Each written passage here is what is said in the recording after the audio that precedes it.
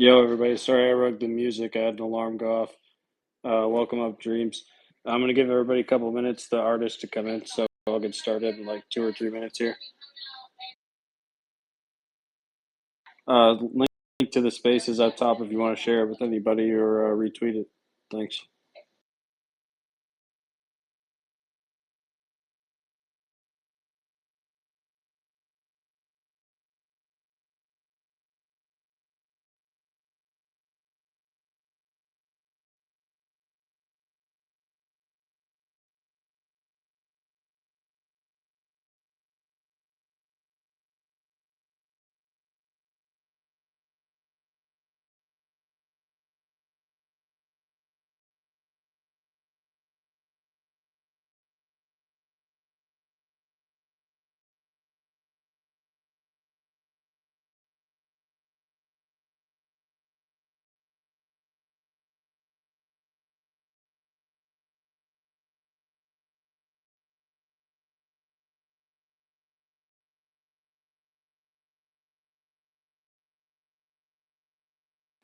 Sorry, I'd have somebody else here playing some music or something, so it's not so quiet normally. 1 second. Dreams, how are you doing? Yo, what's up? What's up? Doing amazing. Good. Just requested Strawby to come up and speak. That's an artist from the Manchies. And the last person we're waiting on is Wild Mage, but he might come later in the episode, I think, anyhow. So we can get started. um, request, here you go. Hey, Strawby, how's it going? 1 second.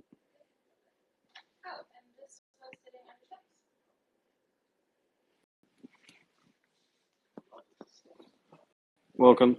So, yeah, this is our 11th episode of ApeChain Art Hours. Basically, we host these spaces at 8:30 p.m. Eastern Time, Sundays, Wednesdays, and Fridays. And our goal is to give artists on ApeChain a platform and like really to give you a chance to like learn about the art out on ApeChain and also to give artists the opportunity to talk about upcoming mints or their projects, what they've got going on. Um, but a lot of it's less of a hard chill space and more like get to know the artist's process, their history, um, or yeah, it really just depends on the circumstance and the style of art that's going up. But I'm going to throw up a link here. Anybody that's got their own project on ApeChain, you're welcome to submit an application to be a featured artist on the show. Otherwise, we just like open it up at the end to anybody that wants to come up and talk about their project. And you guys are welcome to come up and ask questions to the artist too. Just hit request to speak. But here's the form I'm sharing up top. If anybody wants to submit it, it's like a Google form. Um, all right. So we've got today. It's going to be Lo-Fi Dreams, Strawby, who's the artist behind the Manchies, and Wild Mage, who's got he's got a couple storytelling projects. He's big in the Forgotten Runes community, and he's got a recent launch on ApeChain, and he's been experimenting. So when he gets on stage, I'll bring him as a speaker. But Lo-Fi Dreams, how are you doing? Yo, I'm doing good. Getting ready for Art Basel, living life, making art, living off Uh, of art and crypto. It's been amazing, dude. you're living off of art and crypto. That's fantastic. Are you? I saw you have like a display or some art at Trippy Labs at Art Basel. Yeah, dude. It's my first year getting in with like that crowd of people, so like super happy to be in with a gallery to like that caliber, with like people on board and like Android Jones and Glass Crane, like some massive fucking artists in the space. So So what's it's Trippy just Labs? I'm not even familiar with it. so Trippy Labs is like this very high end like 3D prestigious art gallery to get into. It's like up next to like super chief galleries and like super rare type people are mainly like what's featured within like the gallery. Congrats, congrats on getting your work there. I just pinned an example of what looks like might be coming up there. Oh, I'm sorry. Yeah, it says this will be featured at Beyond Basel with the foot traffic of 30,000. Yep. Tell us about like how you got into this art style and like what your process is for creating it. It looks awesome. So I got into it through like the cyberpunk community. I'm a big fan of like cyberpunk, honestly. Like cyberpunk 2077, the video game. Love Death Robots is a huge inspiration to me. So the concept of like hyperrealism, but then a mix with like anime style is like kind of like what I really like. And then mixing in like cyberpunk, of course, and like themes on cyberpunk. Um, is kind of what is like my style. I guess you could name it as like neo-futuristic Japanese hyperrealism, I think is the genre that I proclaimed it to be.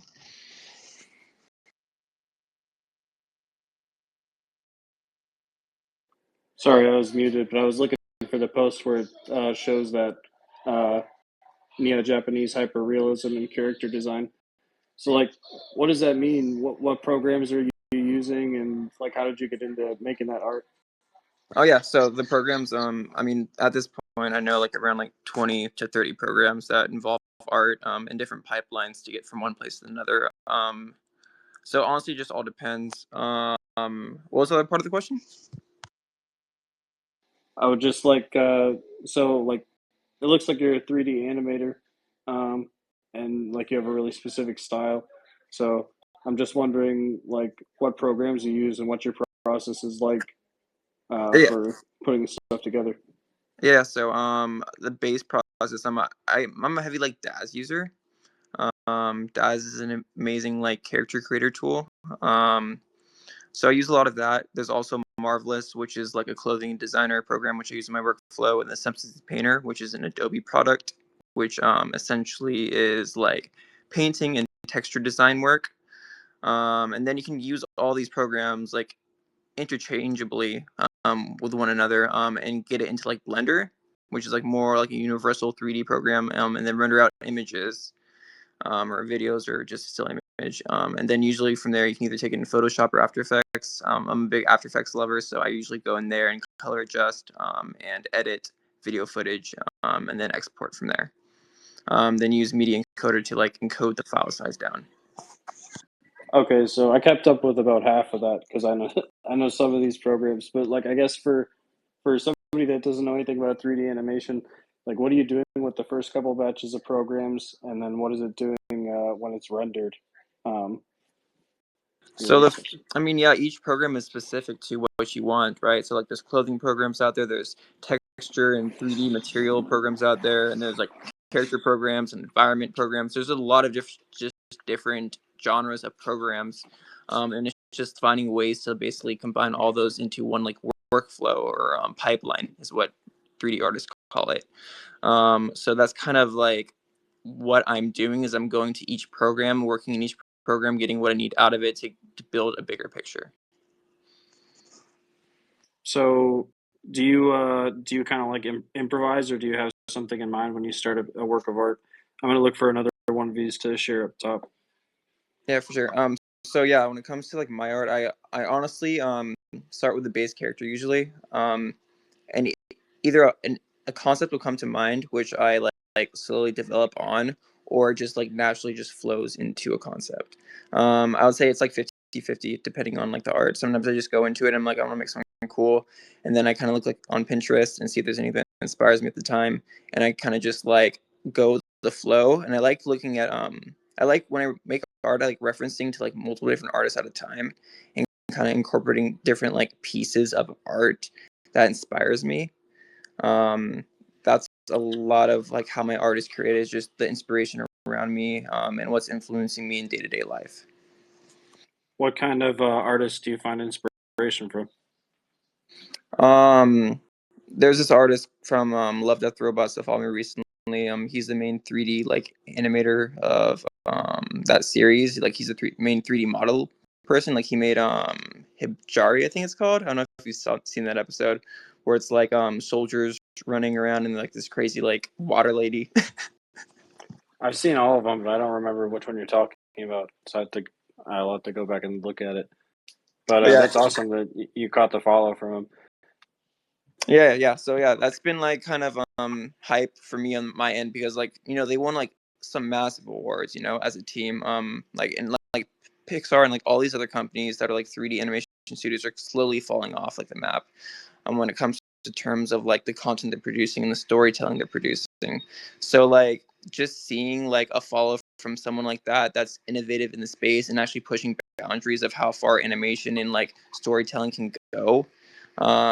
It's just it's like one of those like things in life where it's just like damn, like this is the future of like art, and like they're winning awards. There's a reason for that. So yeah, it's just following people of like higher caliber, that I think are higher caliber than me, and just like trying to use that inspiration for my art. Like Beeple, for example. I went through his book, right? Like every single page, I got his book, and you could like learn about his story, like and how he became an artist, and like kind of like see how he progressed and how he became so successful. It's because like how he related everything to like current times. And it's just interesting seeing how he became an artist and became like a marketer to some extent and was really good at marketing and understood it, and that's how he became a successful artist. So it's just like looking at different like pieces like that and understanding and piecing puzzle pieces together of what makes an artist, and then taking that inspiration into my own art. You mentioned like one of the things you were inspired by is their storytelling. Are you incorporating storytelling into like these characters that you're putting together and Yeah, renders? yeah, 100%. I have like little lores and little like stories behind each character and like maybe like what they represent. What I'm honestly like kind of going towards right now with like current like market conditions and like what's happening in crypto is I really want to get into like gaming before that becomes a huge thing. Um, like I'm honestly really wanting to like actually put these characters into like video games, and like actually build lore around them. I have this one entire process down where I can basically take like a character out of like one program and put it through like a batch of like 3 to 4 other programs and get into like a game engine, like walking around in a matter of like I would say 4 minutes, you know, and like like when it That's stuff like crazy. that, yeah, when stuff like that is like possible. It's just like the world is like at your hands. Like there's nothing stopping you when you can do stuff that quick. Um, and I don't know. There's just a lot of like opportunity there. So, are you like exploring building a game on ApeChain in particular, or just like your artwork on ApeChain? And you also know you want to make a game. Yeah, so I personally think if I was to make a metaverse, I'd be handicapping myself. I'd be stuck to one world. The main concept for me as an artist is I just want to grow as an artist. I want to work with multiple people. I want to partner with multiple metaverses, multiple people across different chains. I think if you stay stagnant in one spot, you really handicap yourself to being stuck to one identity. And like So maybe your game would like interact with multiple chains. You're saying? Yeah, 100%. I think that there's no limits to art. I feel like a lot of people in this fucking space like limit themselves to what they do with art. And I don't know, like that's just like my personal like opinion on it. Like the people who are doing really fucking good that aren't limiting themselves are like going really fucking far. Like they're just making art. Definitely not And worrying like about the supply and that kind of shit. That's my yeah, personal opinion too. Is that people should just make art as they feel like it yeah. So with NFTs and all that. Sorry to cut you off. all good, all good, all good. But yeah, I just in this space, I just have seen like a lot of people who have made art and like they made a name for themselves. They're selling for like on Super for like 100 ETH. Like stuff like that, like crazy shit. And it's just like, why? Like imagine someone who's trying to like sell a PFP collection, right? And they spend like let's say like 1 year on it, and they make like maybe 50 ETH off of it. Okay, cool. Imagine an artist coming in and like just like making a piece and it takes him like maybe like a month, and he sells it for 100 ETH. Like at that point, like, are you a successful artist or are you just making a project? I didn't really follow that last part. Are you a successful artist if you sold your collection for 50 ETH, or are you a successful artist um, if you sold a piece of art for 100 ETH? You know what I'm saying? Like a single piece of art. Um, so that's just kind of like my perception on the space and like how I kind of value the quality of arts that I want to bring. on NFTs, you know, because I feel like the space is very just G rated right now, and like the quality, it's like okay, like I feel like everybody wants to be an artist and like that's cool, but like for me personally, like I really want to be like a different like tier artist. So I've been just really going down this road of like getting myself in a position to be next to like some really big people. I like it. I love your work. I like your profile picture especially. Do you have any like ideas for what the game might be like or what it's going to be about? I mean, I'm planning on making a multi marketplace where like straight up Web 2 companies can come in and become part of Web 3. I think there's like room for Gucci and shit like that to come into a metaverse and work with a 3D artist and expand on the concept of customization of like people's identities. Um, I think there's no limits to how far someone can go. That's my personal opinion on like when it comes to like gaming in 3D and like an artist and what their value is. Um, I think pigeonholing yourself to a single game or a single metaverse is like not it's like a Web 2 way of thinking. Like that's like I could work for a video game company if I wanted to right now. You know, like I've had plenty of people come to me being like, "Hey, can I give you 60,000 to work for our video game company?" I'm just like, no, like that's not enough money. I don't grow as an artist. So yeah. Yeah, and you're focused on your own stuff. So I guess like what's next on your plate that we can expect or that we can look for as either like a mint or if you want to give us any information about like that game or marketplace. Oh yeah, so I'm planning on hopefully just coming into this ecosystem like in a different way. I really want to drop like just quality art and potentially from that point partner with like people that are decently bigger in the space within Ape. Like hopefully like the G's, apes, I think they're called. They're making a metaverse, correct? Like people like that. Like I want to partner with people like that if I drop something like an actual like project that has like this much supply, you know, or this many assets. So that's kind of how I'm slowly approaching. I want to slowly approach into Ape.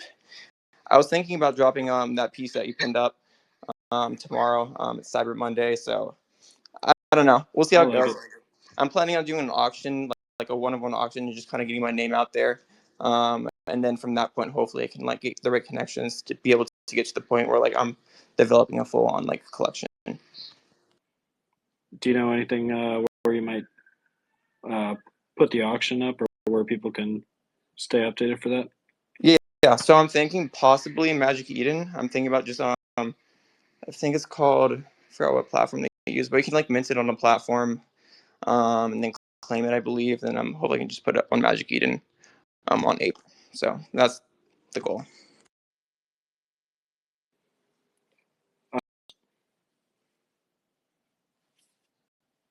Do you have anything you want to like add about your project that you got? I'm sorry, but not your project you got coming out, but that the game. So like I guess what I've picked up is you kind of want to make like a splash with a collection or some specific art drops on ApeChain and then partner with Metaverse project and Within a metaverse project that's on Ape, um, but it's not the G's Apes metaverse project is a different one that's kind of being built out, kind of still in like production phase. That like is down to like work with me. So like I'll have like a full on like you know metaverse game that's being built on Unreal that I can implement my characters into and have people walk around in and they'll be token gated and all that stuff. But yeah, it's just like one of those processes where like I need to have a platform to be able to you know like full on give people an experience, but I have like all the tools to be able to implement. I guess I'll rewind a little bit. Some questions I usually ask people when they get started before talking straight about their collection is like uh, before you got into 3D animation, like what was your preferred medium? When's the earliest you remember like getting into art? So I was a music producer at first, hence lo-fi. dreams. And I had a really big passion for music at the time. I was getting to the point where like I wanted to go out and like actually do IRL like music events and like actually perform music, you know.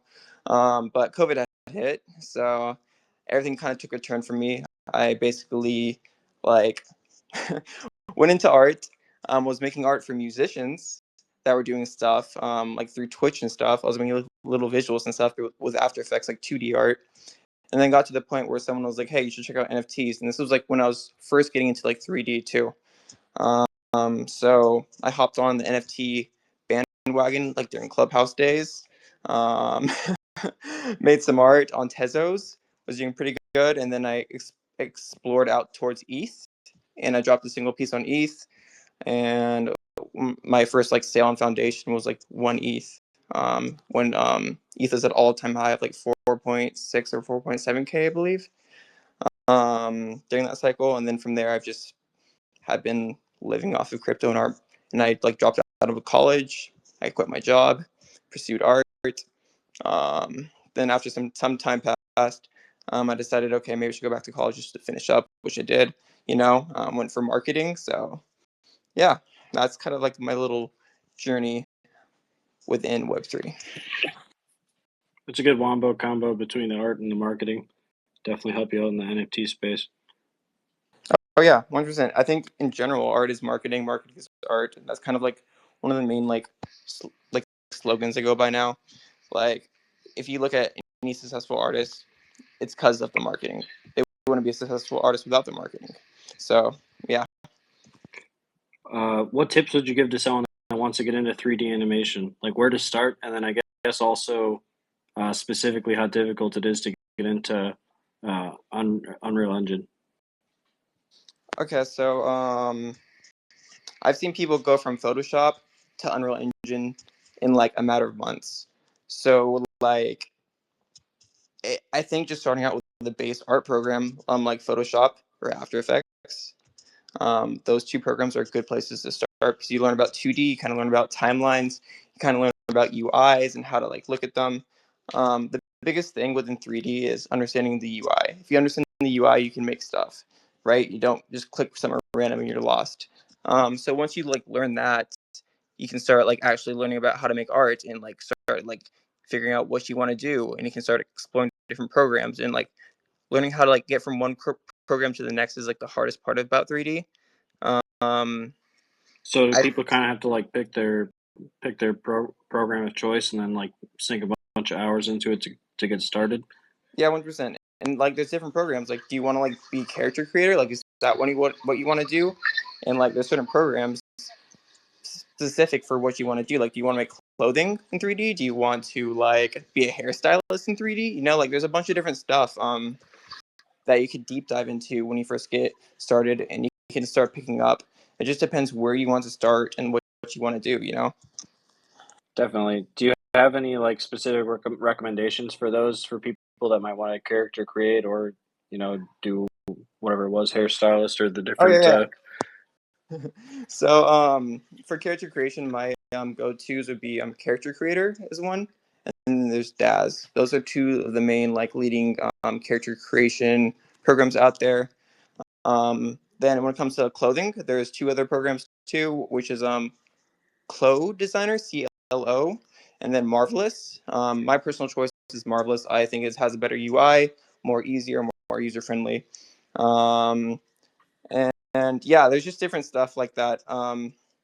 If anybody has any questions about hair is like in Maya and like Blender, you can do hair. It's a bit more intense, I would say, for sure. Like hair The is, hair animation is a lot more difficult. oh yeah, hair, like doing hair in 3D is fucking hard. Like it is hard. Um,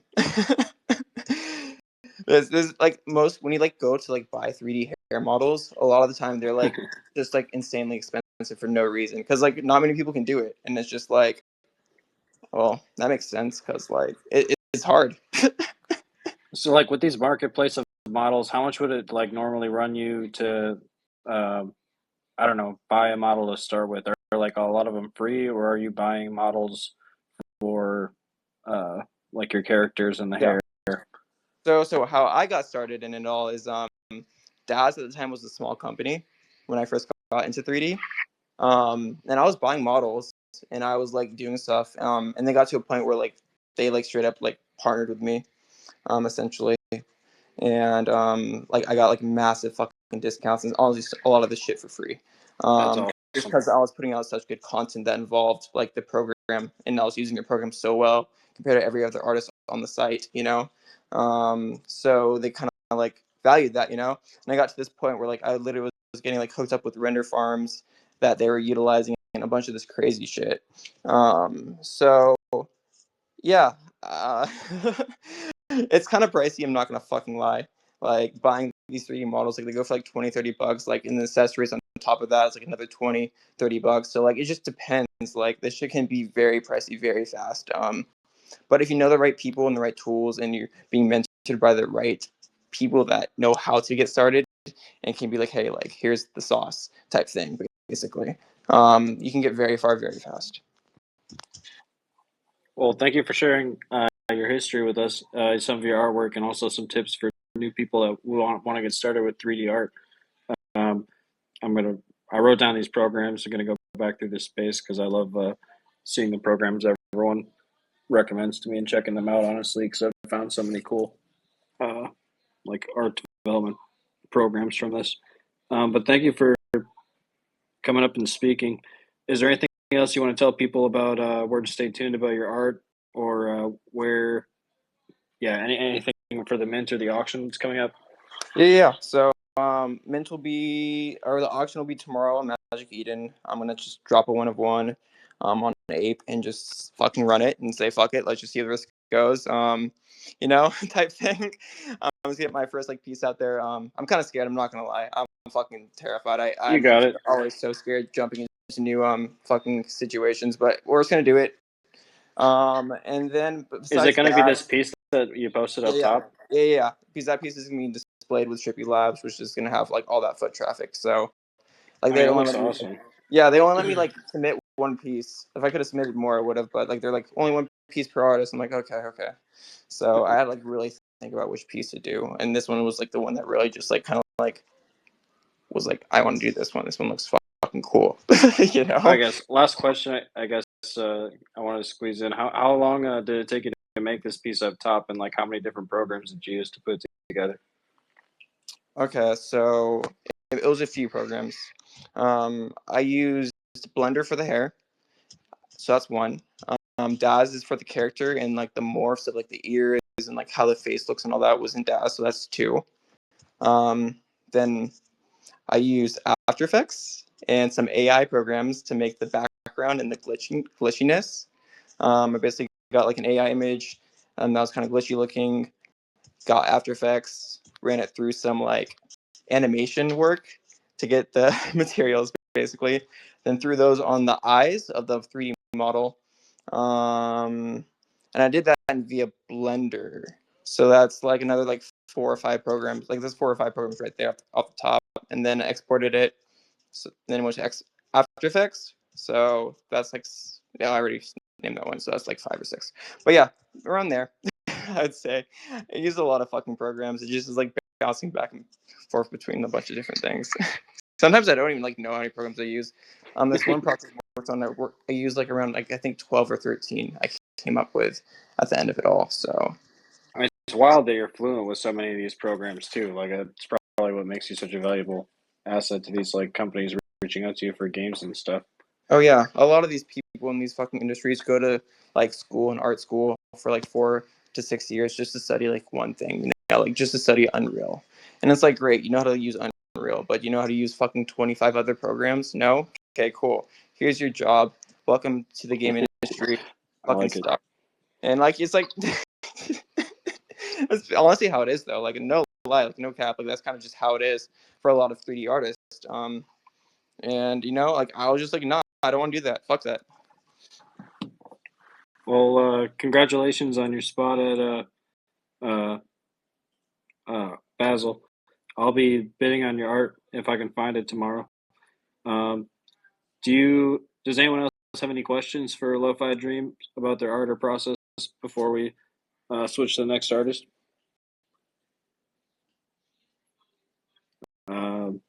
Okay.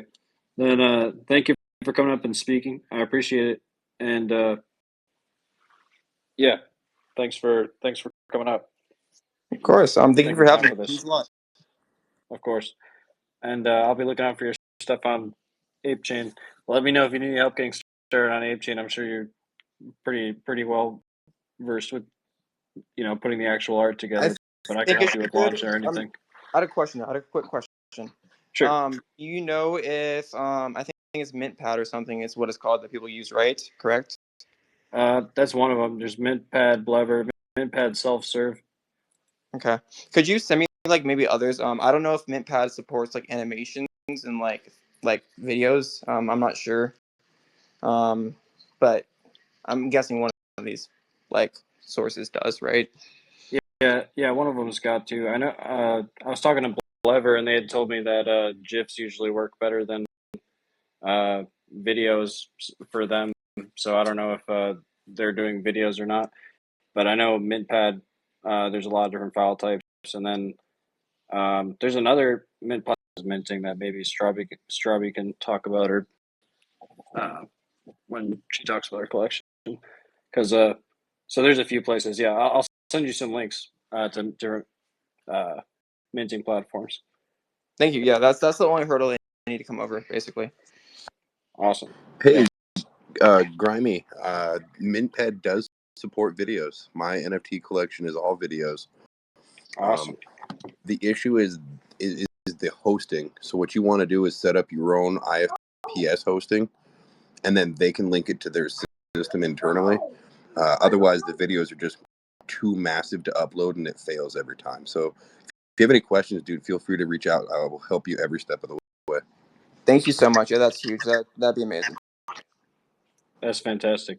Yeah, and MintPad support also. They're super responsive. They'll work with you one on one for that. It sounds like if they're doing if they're capable of handling videos, that's Yeah, perfect. I reached out to them prior, like a little bit, so I was just getting like familiar with everything, and they were responsive. So that's really nice too. That these places are like active, and being responsive to people who are interested in like being an artist. So that's awesome. Yeah, like they'll walk you through it even if you like don't know anything about minting and just have art and the concept. So I love that about the minting platforms on ApeChain. But thanks for coming up and sharing your stuff with us. Strawby, how are you doing? Hey, Grimy, thank you guys so much for having me. I love tuning into you guys' recurring series and learning so much about all the artists y'all have. So it's really nice to be here. Thanks. Tell us about your art history. When did you get started with art for the first time that you remember? Well, I've been an artist my entire life. That's no doubt about that. But aside from being that, I've written and illustrated for uh, lots of different people in this space and beyond this space. And uh, really, I come from connecting. I connect people at the end. And yeah, I'm I'm just excited. Sorry, it's been a minute, but No, it's okay. all to It's okay. say, I've been an artist my entire life. It's what I've done. Writing has been what has sustained me, but really at the heart of it, I love connecting people. I love learning about other people, and I think like that's my I don't know. That's like my MO. I'm laughing What right now style because of it's been a minute. no worries. Usually it would be a little less awkward because G Spot would play some like music in the background or something, but he joined late, I think. Do you have yo, are you there? Oh, I thought I saw him for a second, but maybe he'll cue up some music. But I was gonna ask what type of writing did you do? Well, I did a lot of writing. I came from originally journalism.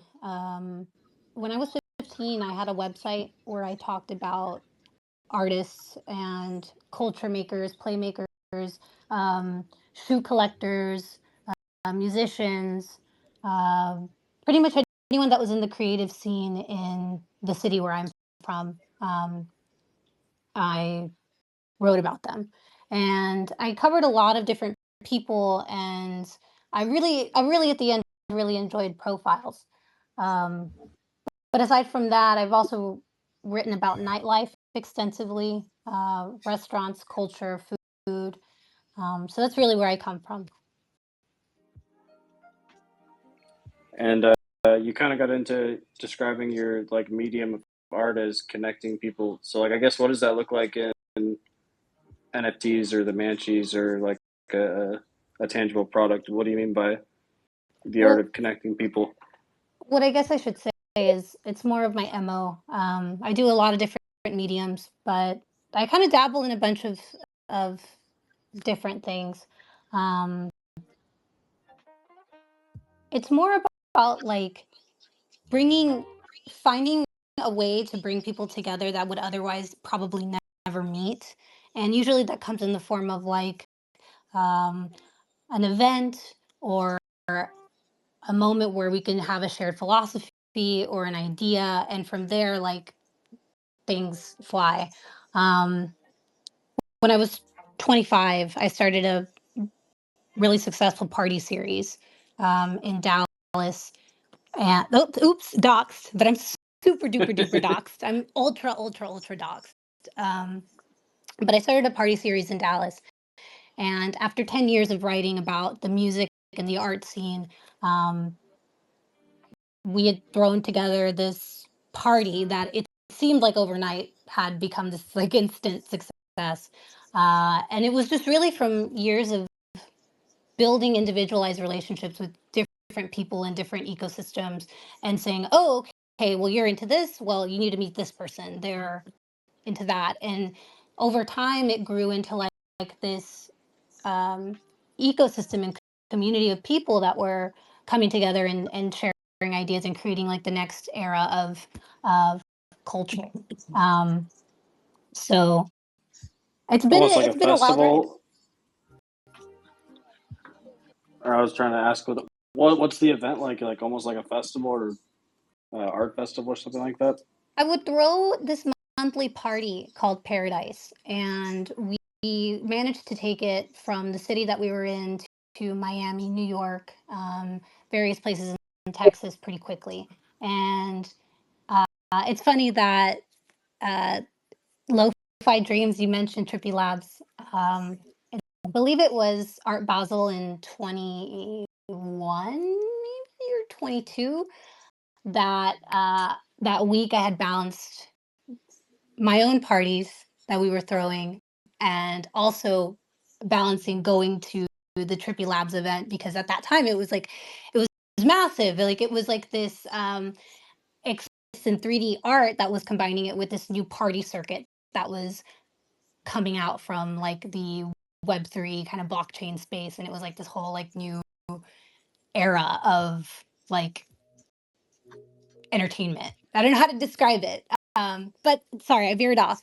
All that to say, yes, it was a party series that I had started that was very inspired by throwing more of like a house party style event, following a period of not having any kind of social interaction.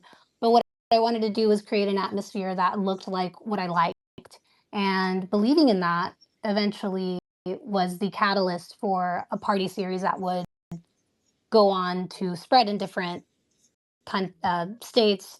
We were written about in Rolling Stone. We had won a couple of awards in town. And it really wasn't anything that was crazy. What it was is that it was a very DIY style. We weren't like creating like massive overproduced events. It was just really about getting the right people in the right places. The value of like the connection and not only that, but just after so many years of showing interest and enthusiasm in what other people were doing in their ecosystems, you were able to like better create an environment that looked like what you wanted it to look like, and it was great, and people protected it because it was like all the right people in one place. So I bring a lot of that into the blockchain space. I've worked with a lot of legacy athletes. I don't know if anyone rollerblades in here, but I worked with a rollerblader named Arlo Eisenberg on a project that was released on Ethereum. And I've seen and pretty much worked in many diverse areas in blockchain, from like startups to more like rogue groups to like ecosystems of like, you know, SoFi and different places. So I just have an interest in a whole lot of things. Um, but really, I don't know, I think that like in a space like this, it's important to be really diplomatic, you know. Uh, and I think that that diplomacy yields a lot more opportunities and people working together and coming together uh, in a better space. And I think that that creates a lot more opportunity, like to me, I see like a lot of great sustainable ecosystems that have been doing really well on their own. But then I just think like, okay, if we get past the psyops and if we get past, this tribalistic mentality that we have, and a lot of it stemming from like having to get out there. It's like, okay, well, how can we find ways to like bring people together, and you don't have to worry about like overselling yourself or like being, I don't know, like having to put this exterior face on when you can just like something, it's cool, you can meet with people that maybe like have the same interests that you do, but like at the end like want to talk about something else, like fuck, we are. And don't get me wrong, like I love this space because it's wonderful that we share ideas, but it's nice to like I like things that look like something completely different from other people, and it's just being able to share that. But yeah, I love the Munchies. They're a great project. Well, I don't know. You went a lot of different directions there. How did you bring the party scene into the blockchain? That's what I was interested in. That you mentioned a little while ago. How exactly did you like tie that in there? Well, I saw that in coming from like the traditional party circuit DIY world that I was coming from, and trying to bridge two worlds um, in blockchain, because my first year I was really learning a lot from some really brilliant people in this space, like really, really wonderful builders, even like from the originally from like the metaverse sort of world building side of Ethereum projects. So I was around a lot of really brilliant creatives. And outside of that, I was balancing the party, which was the party series was built off 10 years of community building, like deep, deep, intimately in the community that I grew up in. So it was like balancing like these two completely different worlds that hadn't overlapped yet, but were ideally like the ideal audience for each other. So um balance, I was seeing too that eventually, like anything, there would be a development of this so-called like social um uh more social side of blockchain, more social side of like events. And pretty soon, like it's eventually what happened, like there was this new circuit of culture that was trickling from like the blockchain world into the mainstream world, or it needed to. um and so yeah, so when I wasn't working on like working with teams on different projects, I was also balancing this project that I had.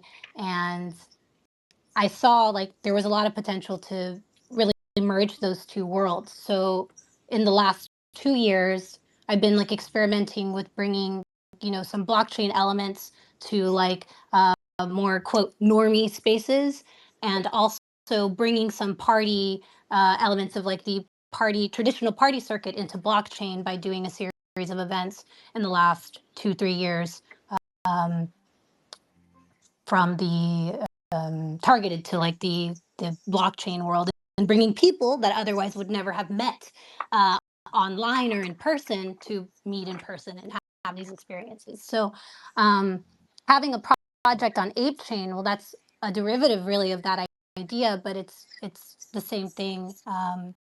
I chose ApeChain because to me it was like the polar opposite of the original community that I was coming from. I really found a lot of relatability and respect for the Remelia ecosystem. That if you're psyop enough from the online and have been online enough, there is this beef, between the Milady and the Ape Network, which I can go into, forever about it, but at the end it's like okay, and it's funny, it's funny to be tongue in cheek because I can't lie, like I I did Bored Ape didn't make me understand NFTs, but the apes helped me understand the ideas behind blockchain, period.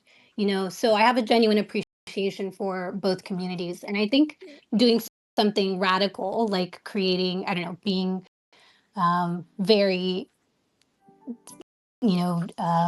participatory in the Remelia ecosystem, and even going so far as like working with, that side of blockchain, even in the party circuit that I had.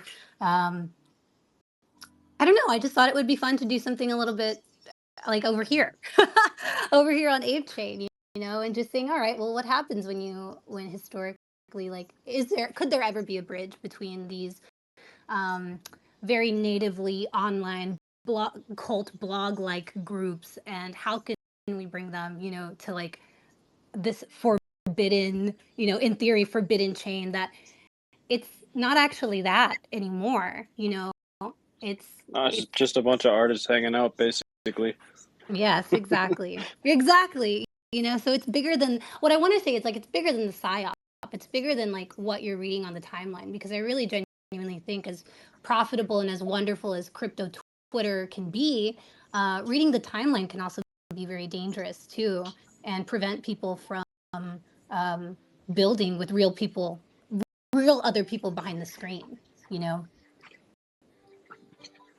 No, I definitely like don't mind anything with like Remelia ecosystem, people coming in here and making art. I think it's awesome, especially because I mean, these people are coming in as builders, like helping support ApeChain. ApeChain's like open to everybody. Um, yeah, and I don't know, like I think a lot of people got the same idea because there's been a lot of collections launched, like Banania or like these cross hybrid ones. People are trying to like challenge like the merging of those cultures. Yeah, which I really like. If that's, I can't say that I don't like derivative culture, because at first, as an artist, like as an illustrator, I thought, okay, I can see why a derivative could be annoying. But then after some time in this space, I've really grown to appreciate like derivatives, of projects and ideas, because it's like it's expansive. And now that you see that you can even, cross other, I don't know. I hope that the next meta is like, community derivation. That's a way I can put it. But like, I think it's important. I think these like mutations and evolutions from different communities are necessary to like even create new ideas. Because at a certain point, like, okay, like it's great that we're supporting and doing this and following the meta, blah blah blah. But like, all right, eventually the people are going to crave something new. So what does that look like? And that's mostly where your like event oriented stuff comes in. You think? Yeah, for sure. Because I mean, even that started from the same idea of like, okay, I've been observing the nightlife industry in and out for 12 years, and now we can do this party. Now we have the right things in place. Okay, only to say, because on it, and being really inspired by the fact that instead of bitching about what I didn't like and what I didn't like to see or what other people were doing, that wasn't, I was like, oh well, I mean, it was, in the end, it was more fun to just do it and have it and do whatever it was in your vision. You know what I mean? Like that was the best. So yeah, like in the same sense. It's like, okay, I understand that there are real people behind these screens, you know, like how can we maximize this by like actually coming together and having like a reason to, you know, okay, put our guards down, put our preconceived notions, put our whatever, and like talk about the idea, be one, you know, people with each other again. Cause like shit, there have been some wonderful things that have happened in the last few years, and it's like, God, information's so important. Like, fuck, can we come together? Can we have some fun too? But yeah, I like IRL events too as well. I mean, I think that that's especially like in spaces like this, and that's why I like the Bored Ape community a lot, or like more the ape style community. This one is because people here are more like excited to be together IRL. They're more incentivized to like actually link up together and let's say, okay, let's build, like let's meet, let's do this, and yeah, I'm looking forward to meeting more people like that, you know. Um, Are you going to be through at this. the Art Basel for any events? Or I guess You know, it snuck up on me, you know. Art Basel snuck up on me. This might be the year that I pull back. I don't know yet. Writer ES, saw your hand up. Sorry, I forgot to let you speak. But did you have a question for Strawberry? I just had a question in general. Thanks for letting me up. Grimy, hey Chris, hey G Spot, hey everybody. Um, so I'm hearing all this ApeChain stuff, and um, you know, I've been in Web3 since 21, but I take little hiatuses, little breathers here and there. But like, I really just wanted to ask, and thank you for letting me up, because I've tried to get up in other ApeChain spaces, and they wouldn't even let me talk. But all I'm asking is like what exactly is it? I know. So is it? It's like building on the ape token that the Bored Apes have. Yeah, kind of. So like the token was launched like a couple years ago as an airdrop to the Bored Ape community, and in the meantime it's mostly used for governance, which was like not super popular of a token during that time. ApeChain was launched a couple, I don't know, not even 2 months ago, probably like a month and a half at this point, and it's built on Arbitrum technically, so it's like a But layer. it's an ETH asset though, right? It's It's still like on ETH, right? I thought. yeah, it is. It's built on EVM chain, so like the Arbitrum is a layer 2, so it's just a little messy because it's like on top of Arbitrum, which is already like a layer 2 on Ethereum. So yeah, for sure it's on Ethereum, but it's So like it's cheaper and faster. It's just like the same as the other L2s in that way. so is this where they're supposed to be building out their other sides? Well, yeah, the other side is heavily tied into this. The other side is kind of being built already separately from ApeChain, but like you're supposed to be able to spend, like integrate your own tokens into like the other side universe. You're supposed to be able to like all of ApeCoin's going to be powering like all the different games and stuff within the other side. So like ApeCoin itself and some of the tokens created on the ApeChain will be able to be integrated into the other side. But I'm not an expert on like the other side, really. This is mostly for just artists on ApeChain that are coming like explore. Most of these are people coming from other chains and like have seen that ApeChain is like a welcoming like space for artists right now, and a space where people are having success minting stuff out. So they're coming over and showcasing their art, you know. But so yeah, the other side will be heavily integrated with it, but I don't know the exact details. So so just be patient with me. I appreciate you answering everything. No worries. So people are just launching their collections on there, or you said like artists and stuff. Like so, it's like one artists and like collection artists that are building on ApeChain, correct? Yeah, both of them. So I mean, you know, I don't know if you do any artwork, but like any type of like NFT profile pics where there's like 10,000 of them, you could do a single piece and let people auction it off. You could do a single piece and let as many people mint them as possible. So there's like a lot of options, and yeah, like all different types of artists are definitely messing around on ApeChain right now. Yeah, there's a launch pad for meme coins as well. Ape Express is like the pump fund of ApeChain. Yeah, tokens can be art too. Like no joke, a lot of You tokens said sell for pump some fun. cool art. That's icky. That's the No. It's yeah. It's just a launch pad where it gives you a valid contract that can't be made into a honeypot or anything malicious. Now that's not to say a developer cannot do anything malicious. That's always going to be the case as we trudge the road to happy destiny here. But the developer can't bundle snipe on Ape Express. If they buy in one wallet, they can't transfer it to like several wallets. So if he buys 20%, then he's kind of forced to tell the community why, you know, and explicitly give them plans with what's going to be done with that. And also there's good features like loot links that you can shill with. And if they use the loot links, then you get 25% of the fees straight to your wallet from in the form of ApeCoin, not the token. So there's a lot of good stuff that makes it better in utility wise than Pump Fund, and a lot of forward thinking that goes along with it. But the main thing is that the contract's safe, and it gives somebody that may not have the coding experience to write a contract like that to launch a coin and still be successful. Oh wow, that's cool. Like it was like Grimy was describing a beautiful, delicious buffet, and you mentioned pump fun, and it was like you're talking about diarrhea and urinals, but you cleaned it up real good.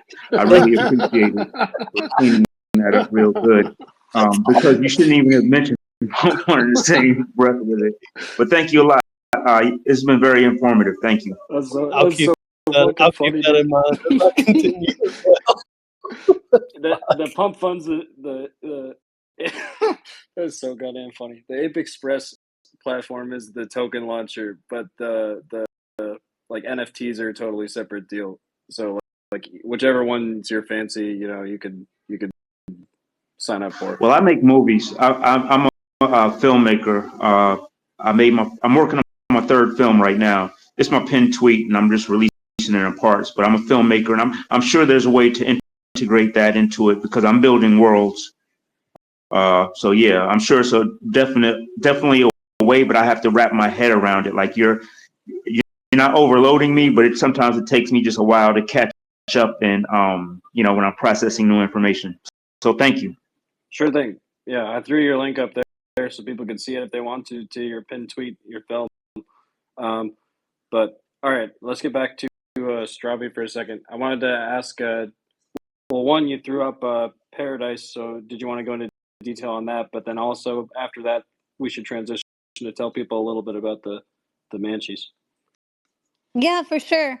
I just wanted to provide a little bit of context in my background, and I found a thread explaining Paradise and the Party series if you guys are interested in learning more, and that gives you a little bit of background. But yeah, that was that was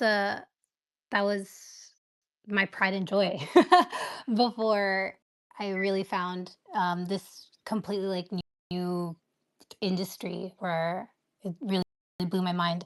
Um, but yeah, I have a lot of interest in bringing people together and making cute, fun art. You know, after this year was actually pretty tough.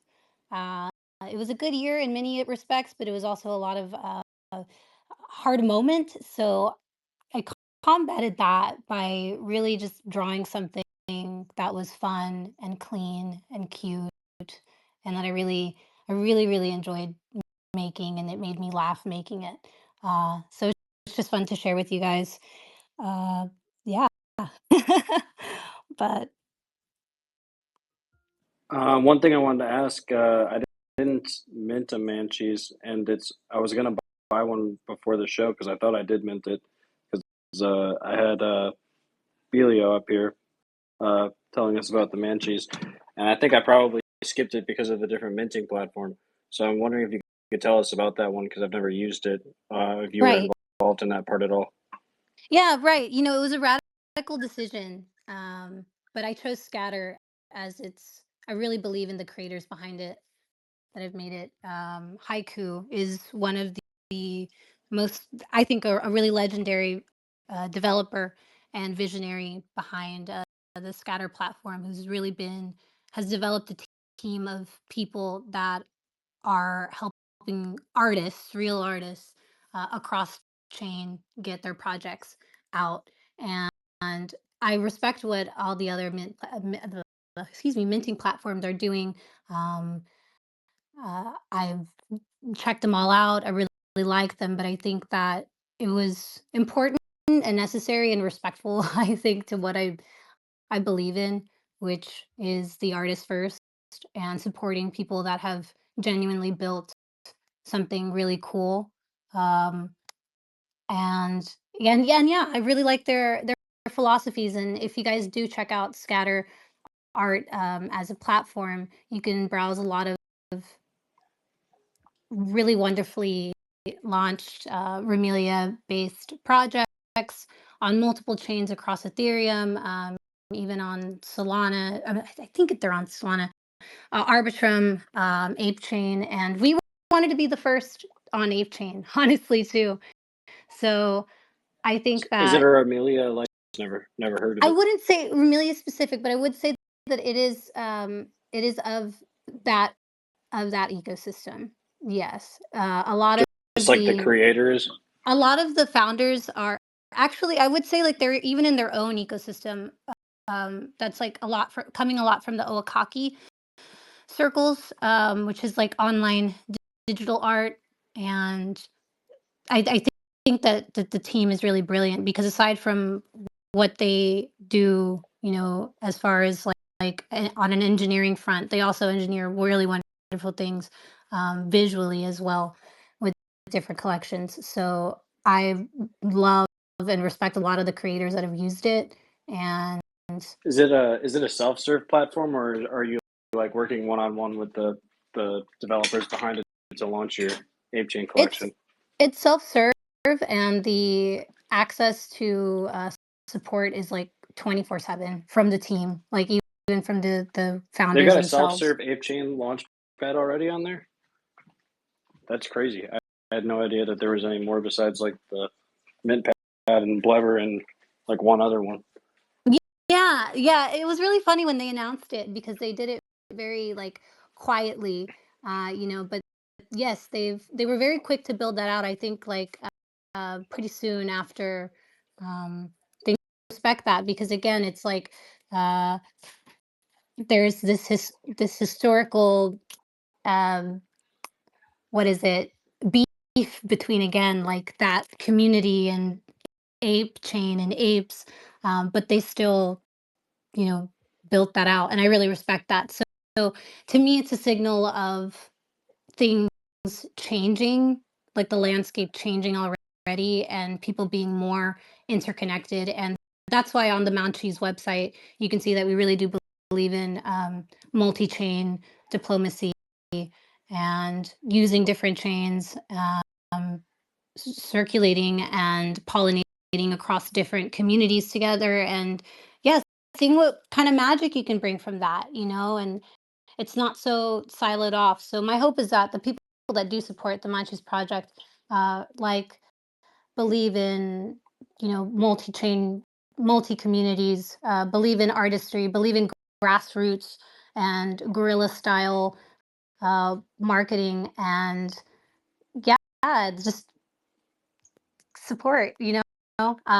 Coming along here in the future, the website will be revamped and there will be a lot more original content containing the Manchis characters. The idea is to build out this world around them that's largely influenced by a lot of the elements that go on chain here. More specifically, to concentrate on the ape chain, but also beyond that. You know, so yeah, support good artists, support cool platforms, and support people that are doing cool things. Where do you okay, so are they only buyable on this platform as well? Like, is it also a marketplace? The because I No, tried. Scatter is a launch pad only, but they do endorse Magic Eden, so So wait, that's they're also our they're preferred. available for sale on Magic Eden. So does that mean like there's just no listings or something? Because I tried looking it up, and the cheapest listing was like 42,000 ape or something. Yeah, some people are already listing, one on a couple on Magic Eden. You guys got okay, so that is your real collection. I was wondering, you guys got like diehard supporters then, and barely anyone's listed. I thought like maybe it was not purchasable on Magic Eden or something. That's awesome. No, no, no. You can definitely purchase on Magic Eden for, I believe, yeah, 42,000 42,000. ape. Yeah. That's fantastic. Yeah, so no, but I really appreciate it. Yeah, there have been a lot of diehards that have been coming, that have been building out of the ecosystem organically, and that's really what I've been most bullish on, is people that really love the art and believe in it, and even just have fun looking at the photo, putting the photo on, sorry, putting the PFP on, and having fun with it, having a little bit of element of, um, you know, bountiful, and have a lot of great opportunities and wonderful things. But I also think that some people can be a little bit serious or lost in the sauce. So, Especially when we're all running around with animal pictures, you can't get too serious. like at the end of the day, we look like refrigerator magnets. Like, let's just have fun. Yeah. Um, Is there anything you want to leave people with but about Manchis? I'm sorry. Is it Manchis or well, Manchis? I don't know if I keep pronouncing it wrong or not. you're whichever way you want. Cool. The name was inspired by getting the munchies, Gotcha. but then it was like, well, the munchies. I'll tell you guys more later. Or you guys can follow us on Twitter and stay up to date. We'll let you guys know when the website is revamped in the coming days. But as for now, you can find us on Spaces really actively. We have a lot of, like I said, supporters that are, culture movers and pushers themselves, and they see the vision. And Is it minted out? yeah, it is not minted out, no. Okay. And each little manchi is one ape. Can you believe? It's like collecting stickers. I'm gonna have to Like, grab a think of it bunch of as those like for that. sure. I thought I was screwed in that you had just like diehard collectors that were unwilling to sell for less than 50,000 already. But yeah, all right. I'm definitely gonna be minting some of these. The only reason I didn't is because of the new platform. I just wasn't sure if it was a scam or not. But I'll definitely go mint a bunch of these now. No, yeah, I'll pin something on to the Jumbotron where you guys can learn a little bit more about Scatter and get to know that side of the community more. Please do. They're really great people and not a scammy weirdo platform. But they're really great. Well, thanks for coming up and sharing your story with us, and also about your collection. I appreciate you taking the time and coming out here. Well, thank you guys for having me. I would love to stay on and support some more of the artists that are coming up on the platform. Yeah, of course. I don't know if there's Wild Mage in the audience. Wild Mage, are you available to speak? You'd be our next one up. If so, I haven't invited him, but I'm not sure if the link is working.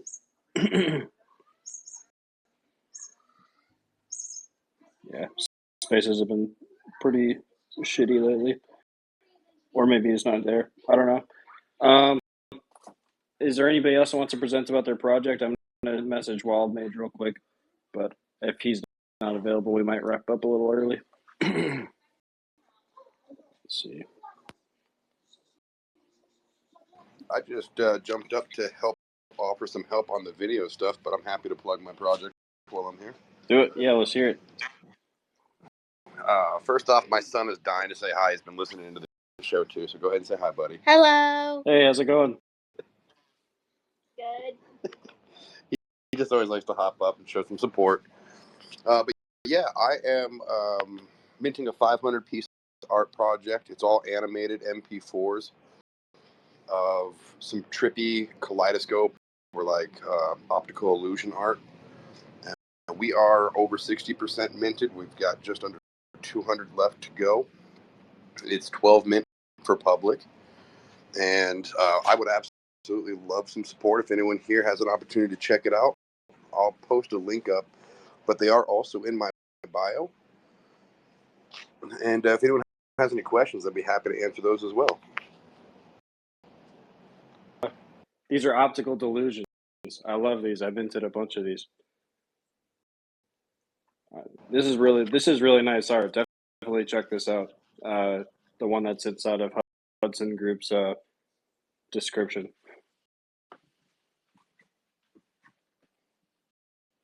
Hello.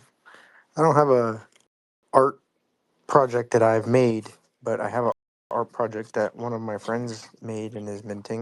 Sweet. And I would love to share about it. Yeah, let's hear about it. So I don't have one of my friends, Blue Eyed Queen. She came into my life, and I've kind of been learning her story.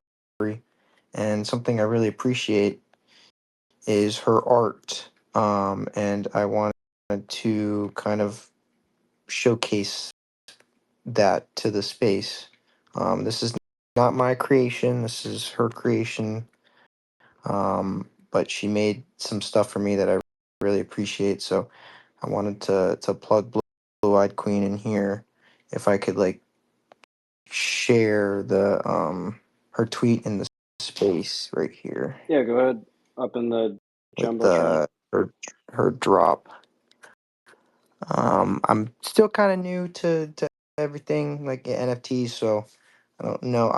I'm just trying to get the word out there for her. I don't know exactly where to direct people just yet. I'm still learning, but I did want to plug one of my friends and her projects that she's been working really hard on, and I've kind of been there to witness it and see it.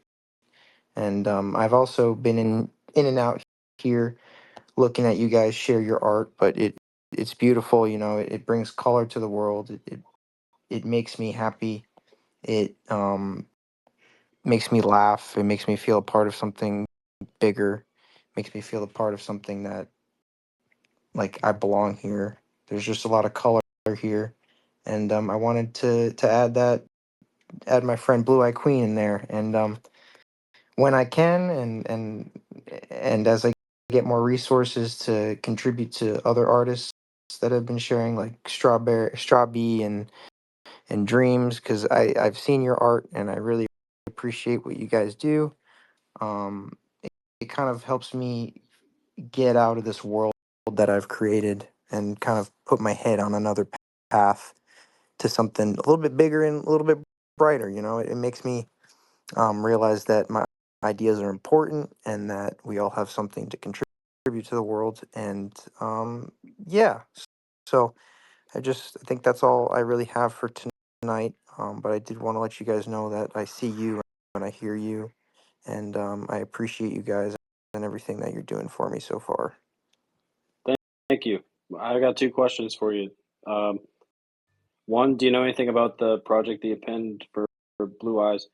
We had her on the space. She's an amazing artist. But I was just wondering if you knew Uh, anything about this particular post. yeah. She. It's a the ebook I've read it, and it's really interesting how much I relate to each piece. Like each piece has something that I relate heavily to, and it's kind of it conveys the the art that she makes speaks to me in such a interesting and fascinating way. It's like it's like my childhood, but it's like what I struggled to deal with throughout me growing up, and it's finally put into words.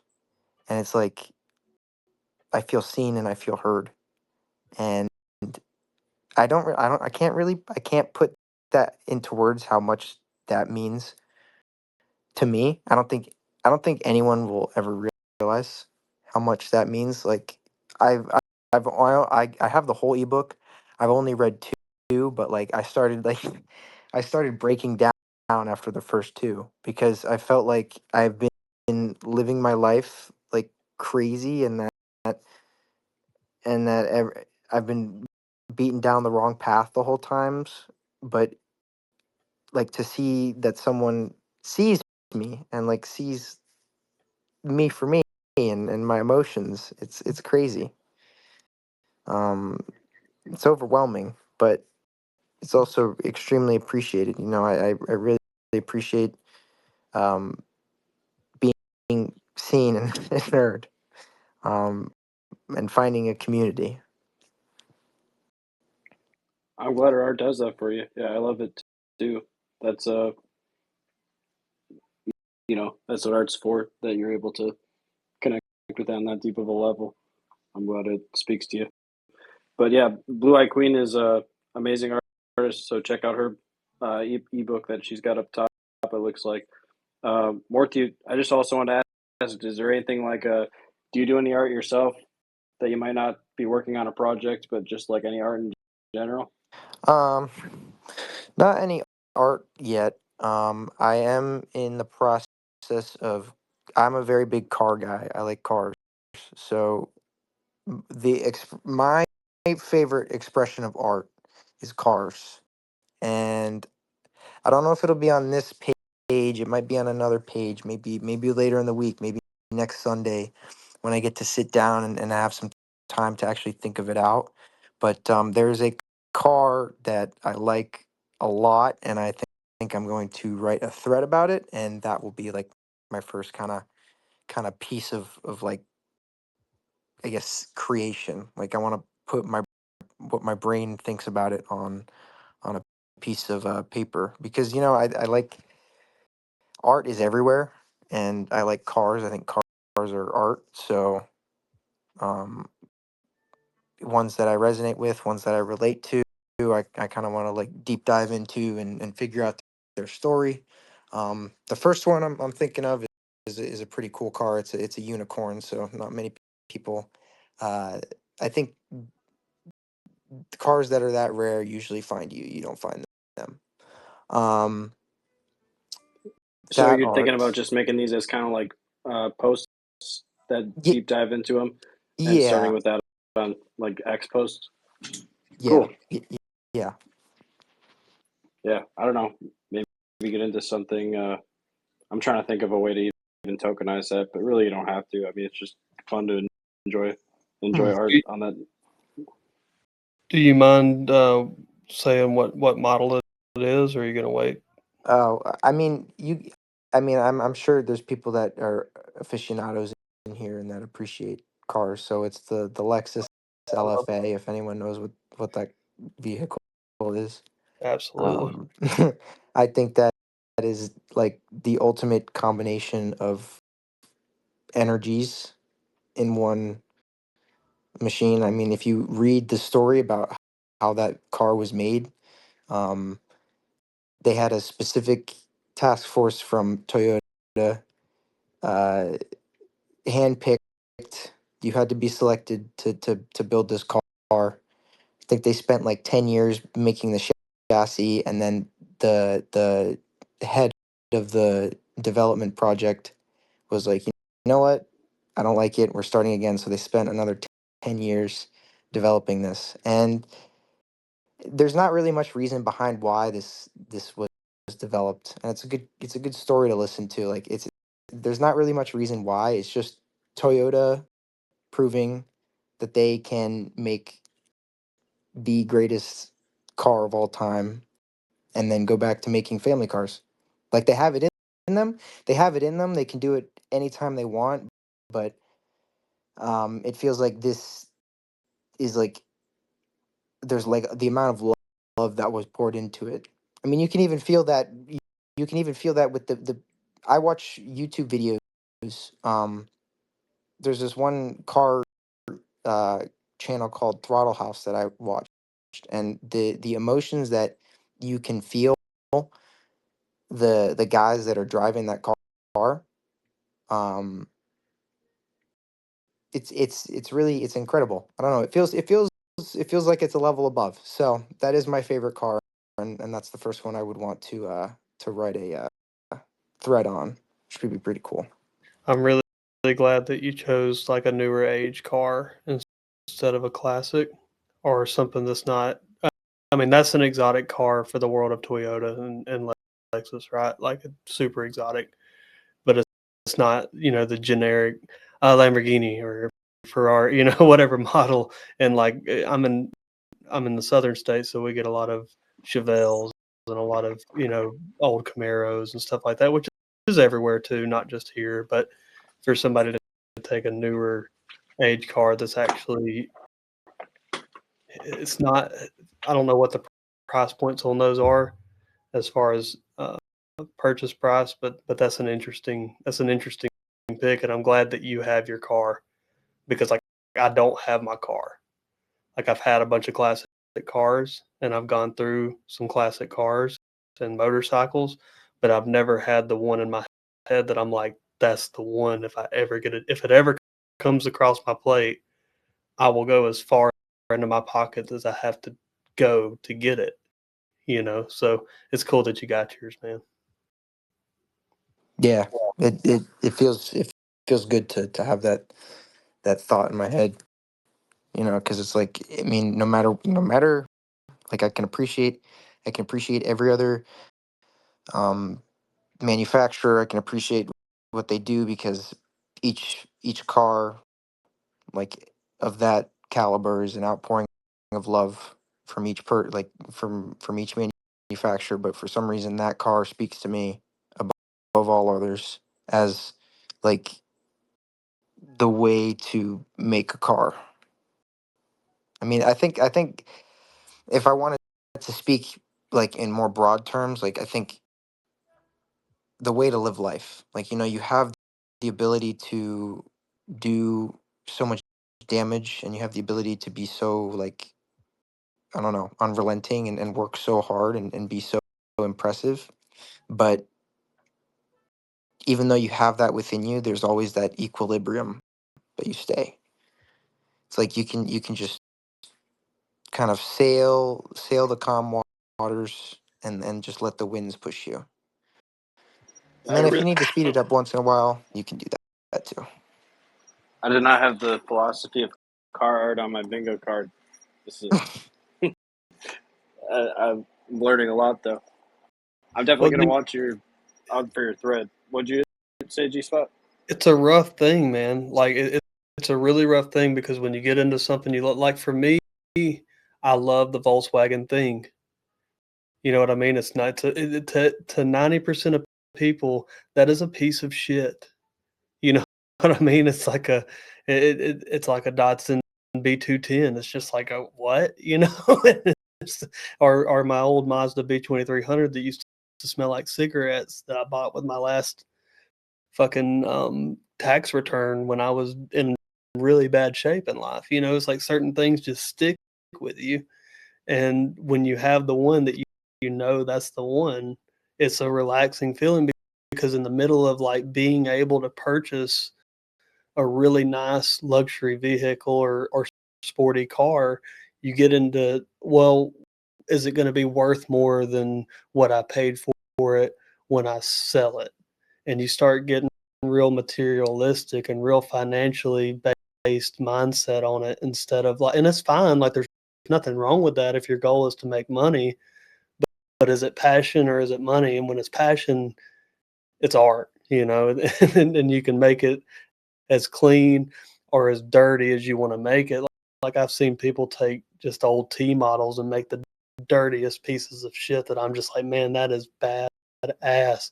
And it's not about it smoking anything. It just depends on where you are. Are you about speed? Are you about looks? Are you about cosmetics or lack thereof? And there's so many different facets of, and then when you get into financials, is it matching numbers? Is it this? Is it this?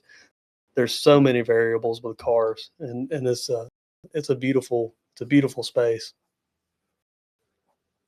Absolutely. I think I don't worry too much about like the financial financials, you know, because the cars you appreciate are the cars that people, well, the cars you appreciate are the ones you research, and the cars you appreciate are the ones you resonate with. And usually they find their way to you, and you don't really have to go out of your way to look for them. And you don't, and in my opinion, these are cars that I would keep because I feel like I would be a custodian of them. I really wouldn't be the owner of them.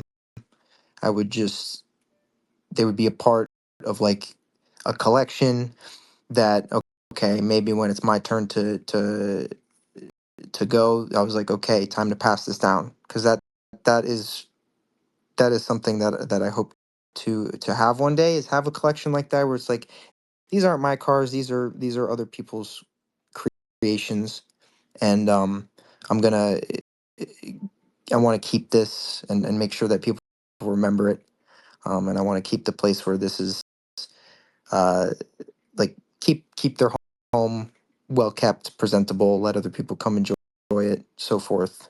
You know, that's kind of my mentality towards it. I don't really, because you know, I mean, I hate to say it, but the culture nowadays, especially in like the real world, is people buy these cars for status and to be looked at as higher than other people, and that's, they're missing the point entirely.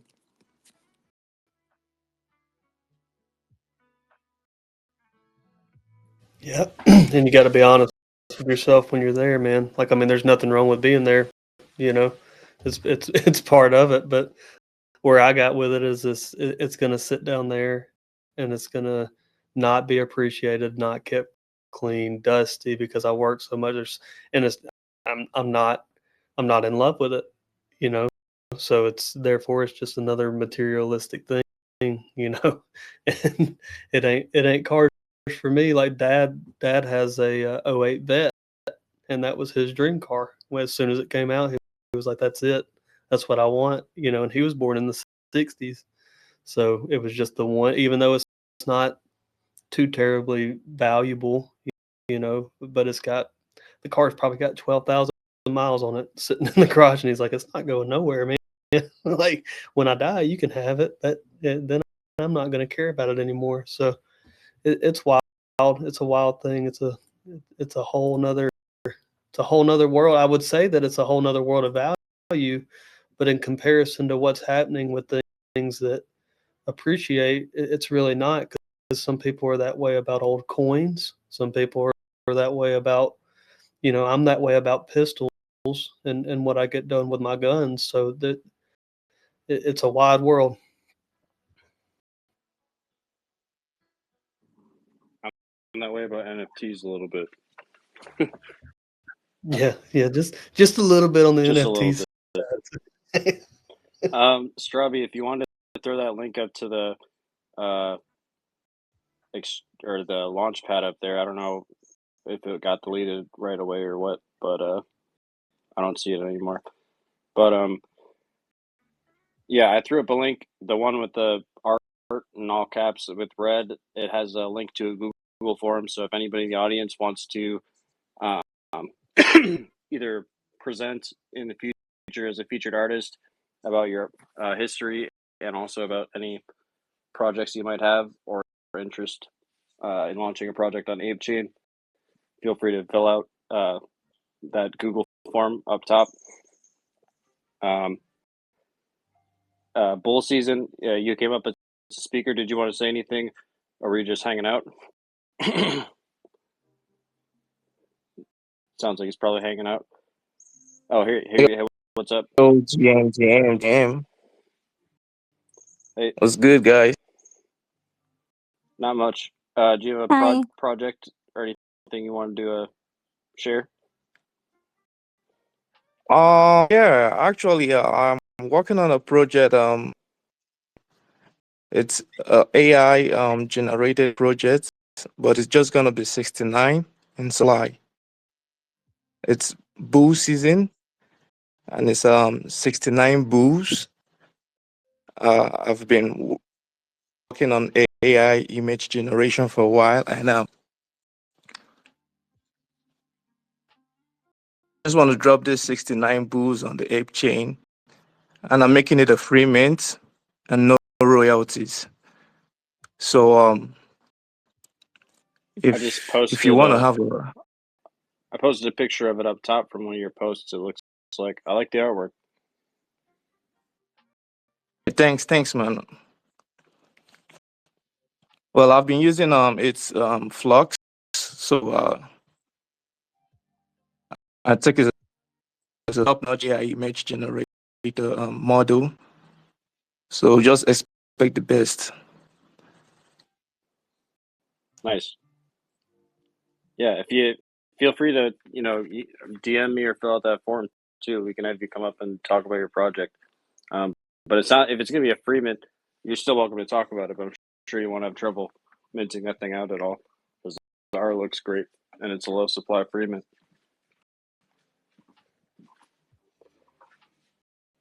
But Sure, cool. thanks man. I appreciate it. Of course, yeah. Thank you for coming up. And, I heard you follow back. Sounds good. All right, I'm going to wrap up today's space. Thank you everybody for coming up here and making the time to share your artwork and connect with us. I'm going to throw up a link to Chris Slack's space tonight, and then about an hour and a half. He's got DGen hours. So I'll leave this open for a couple minutes for anybody that wants to throw links up top or browse the links we have there. But actually, I don't think he's got one scheduled out yet. So never mind. I'll just close it up. All right. Thank you guys for coming out. The next space is going to be this Wednesday at 8:30 p.m. Eastern time. Have a good night.